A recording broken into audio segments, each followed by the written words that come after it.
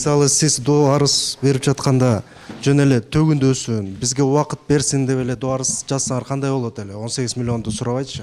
Анткени бул сураганыңыз кайра ошол Атамбаевдин президент болуп тургандагы кайталанган болит саясат болуп турбайбы? Уландысы. Канчадан бери ушуну сурап атасың мен? Канчадан бери айтып атам. Биринчи биз 3 күндүк больницада жазып ошол жерде жөнөттүк. Мына улуг апарып берди. Жок, макул. Угуп тур, апарып берди. Ошо сен айткандай, ушу менен эле бүтөлдү дедик. Эгер ошол жерде жазылып турат, эгер де силер бербесеңер сотко буюңуздун кайрылабыз деп турат. Биз ошону кылдык. Булар бербегенден кийин кылдык. Башка эч нерсе жок. Азыркы бу жерде максат кел ал 18 миллион эмес. Адил. Сен мени жакшы билесиң, мен сени жакшы билем. Кеп анда эмес, 18 миллион эмес. Жеке мени 18 миллион кызыктырбайт. Жеке менин азыр коркуп атканым массалык маалымат каражаттары бүгүн менчик ээлери өзүнүн жеке кызыкчылыгы үчүн бирок коомчулукта мамлекетте чоң нерселерге бузуп атат булар. Менчик ээлери. А менчик ээлери кимдер массалык маалымат каражаттарынын ээлери бүгүн? Бывший экс-президенттер, бывший экс-премьерлер, экс-спикерлер, экс-депутаттар ушулар.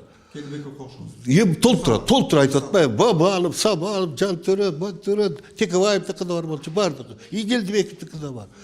Ушулар анан кийин ушундай саясатын бүгүн бийлик, мисалы. Мына бүгүн эми кандайдыр бир жагдай кылганын айтасыңар да, бүгүн бийликтин колу менен сөз эркиндиги болуп атат. Жок. Мен ачык эле айтайын, бүгүнкү бийликтин да оппозициясы мени көрсөтүп атабы мисалы. Мына кумтөр боюнча закон жазып кол топтоп атабыз. Конституциялык реформа деп атабыз башка. Жок. Бир КТРге мүмкүнчүлүк берип атабыз. Жок, мүмкүнчүлүк бербейт. Апрелде эле мүмкүнчүлүк бербейт. Мунуку жанагы бир жолу гана НТС чакырды. Бир гана жолу. Калган 5-чи канал ЛТР, КТР мени чакырбайт. Өзүң деле көрүп атасың. Менин бүгүнкү соттогу максат ушул экстер, ушу массалык маалымат каражат телевидениеси барлар, гезиттери барлар бир мыйзам менен иштетүүнү бир так ушу баштасак. Сиз башка жеке каналдарга да белги берип атабыз деп атпайсызбы? Бирок ошол 200 каналдын ичинен эмне үчүн как раз ошол Атамбаев жетектеген Апрель телеканалына берип атасыңар да? Ошону муунтуп атасыңар да? Азыр эмчи муунтуп аткан жокпуз. Атамбаев президент кезинде КТР аркылуу, ЛТР аркылуу жанагы өзүнүн саясий оппоненттерин боктоп, сөктөп, каалаганча согуп келгенин бүгүн Апрель аркылуу улантып атат. Ошол эле саясатын улантып атат. Ошол эле саясатын өзүнүн мамлекеттик телеканалына караганда күчтүүрөөк улантып атат. Ошон үчүн бекеринен мнение жер алып аткан жок. Жана информациялык поледе бийлик будан утулуп атат деп. Атамбаевден утулуп атат деген пикирлер болуп атпайбы? Анткени Атамбаев усиленно мурдагы эле саясатын улантып атат. Жок дегенде, мен өгүнүндө айткам, жок дегенде экс болгондо эски достору менен мындай эми успокоить этиш керек да, токтош керек да ушундай. Жок. Ал мен токтобойм. Мен аягына чыгам, жок кылам. Булар мындай, булар тигиндей, президент көзүндөгү эле сөзүн айтып атат. Ошон үчүн азыр кеп мен да айтып коем. Кеп принцип эмес эмес. 18 миллион акча эмес. Кеп принцибинде. Президент, экс-президент катары ушундайдан токтош керек. КТР бирок ошол жанакы кузгун деп айтып аткан сөздөрүн КТР аркылуу чыгарчы да, ал убактачы. Ал коомдук канал, ошондуктан булар жоопкерчиликтүү. А бул жерде жеке менчик канал болуп жатпайбы? Ошондуктан бул жерде Институт Медиаполисин Алагушев да чыгып атат да, адвокат болупчу. Анткени бул жерде ошол массалык маалымат каражаттарына болгон мындай куунтук болушу мүмкүн деп айтып атышат да. Силер мисалы жеке менчик каналга эмес, Атамбаевке берсеңер кандай болот эле? Күндөн бери сот болуп атат. Сот болуп атат. Бийликтин телевизиялардан келип бир көрсөтүп атабы? Бүгүн келип тур, бүгүн көрдүм ЛТР деген, бүгүн келип тур. А жалаң ЛТРчилер Facebook аркылуу массалуу отуруп алып Атамбаевди алыштып атпайбы? Саясатын жүргүзүп атпайбы? Усиленно жүргүзүп атат. Ошо деле номерде жанагы орус тилин шылтоолоп эле бекер чыгарды дейсизби?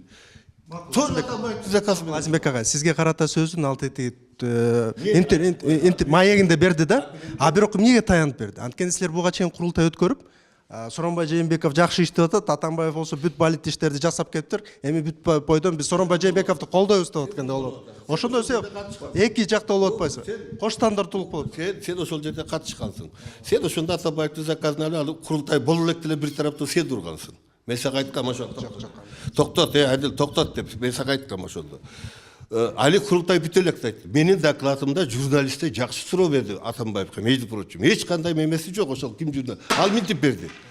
Азимбек Азаркулович курултайда Сооронбай Жээнбеков жетелеме президент болгусу келбей, ушинтип айтты. Жалпы эл тарабына өтүп иштей баштады деп айтты. Ушуга пикириңиз кандай деди. Десе эле кетти. Анын ою ушундай да. Ал тополоңду каалап атат да, экөөбүз туруштурган жатат да деп. Жөн эле суроого жооп берип койсо болот да. Албек Назаровдун пикири. Мен аны жетелеме президент кылгым келген эмес деп койсо болот беле. Мен ошол убактагы сиздин сөзүңүздү эмес, курултайдын эң маанилүүсү бул анын резолюциясы эмеспи?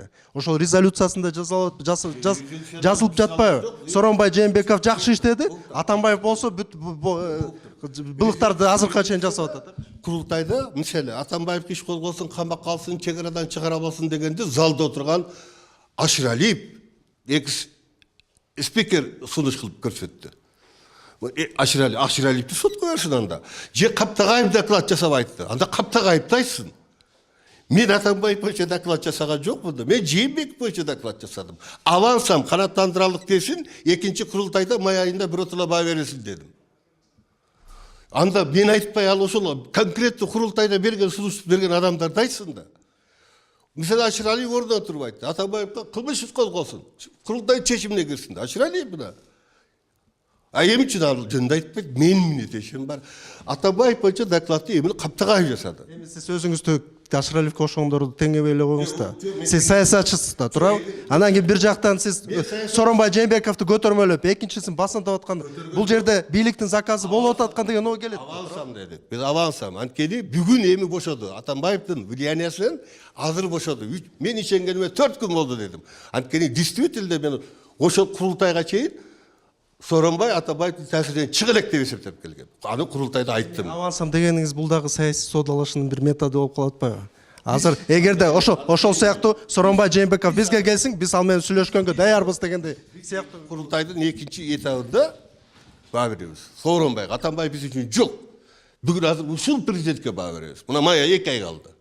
Курултай качан ошол боюнча айтып кетсеңиз. Азыр айта аласызбы? Сооронбай Жээнбековго азыр кылган ишине кандай баа берилет деп? Сиздин жеке оюңуз. Сиз анткени ошол жерде доклад жасайсыз. Эң негизги күч уюштуруучу болсуз. Балким ошондо, бирок сиздин позицияңыз кандай болот? мүмкүн башка бир доклад жасап калышы мүмкүн. Бул анткени курултайдын аткаруу комитети бар. Ал жерде 30 киши бар. Сиз өзүңүздүн жарандык позицияңыз кандай ошондо? Азыркы ошол Сооронбай Жээнбековдун 1,5 жыл ооба болгон. Аткаруу комитетинин мүчөсү болгон. Сен отургансың. Биз ошол жерде бирөөнүн мнениясы менен таңууландык беле, жок? Вообще чечкен. Эми ал жерде ошол Сооронбай Жээнбековго жакшы, Атамбаевге жаман деген, бул ошол таңуулап кеткендин жыйынтыгы да. Курултайга Сариевди курултайга чакыруу сага поручать этилген. Атамбаевге да жиберген. Атамбаев келем деп акыркы күнү кайра келбей койду. СДПК мына Искенбаев аркылуу сүйлөшүүлгө кагазды бергенбиз Искенбаев аркылуу. Биз объективдүү баа берели деп атабыз. Май айында да керек болсо объективдүү баа беребиз. Биз карабайбыз бийликке. Менин өмүр баяным бийликти наоборот мектепте жазып атат, вещь тапасы.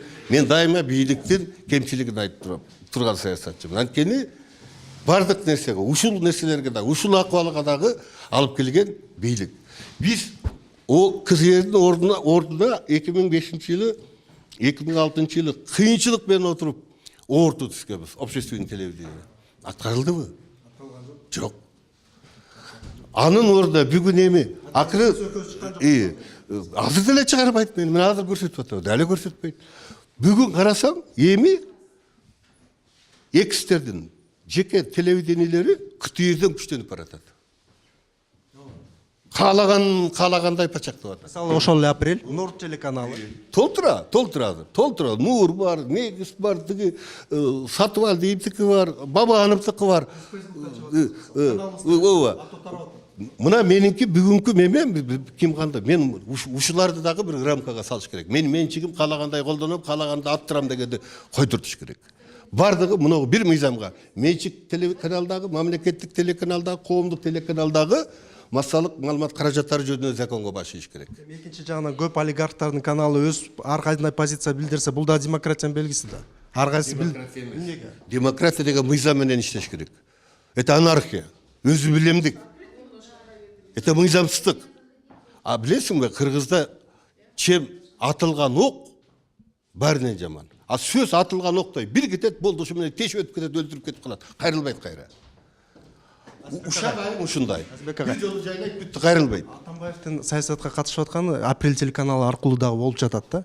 Анан кийин сиз эми Атамбаевдин саясатына аралашкан жокмун да. Жүргүзө берсин ал. Өзүнүн иши ал. Партиясынын иши. негизи ошол аркылуу да жүргүзүп келе жатат да. Деги эле ошол саясатка аралашып, кайра ошол атаандаштыкты түзүп жатканы жакшы нерсеби? Мазактабасын. Вот мазактабасын. Кордобосун. Өзүнүн оппоненттерин мисалы эми мен айтып атпайм, жанасак айтпадым. Канча деген кишилер курултайда пикирин айтты Атамбай жаман. Алар казылган жок да. Саналып эле 3-4 кишини боктоп отурбайбы? Эми алардын саясий салмагы сизде эмес да, мисалычы башкаларды кеп тагылбайт. А силерди эски досун айтып атат да. Мен соромайчы чаласы болот эле. Жете эле ме президент деп айтты мен деп. Мен Атамбай үчүн эч нерсе айткан жокмун да курултайда. Рахмат.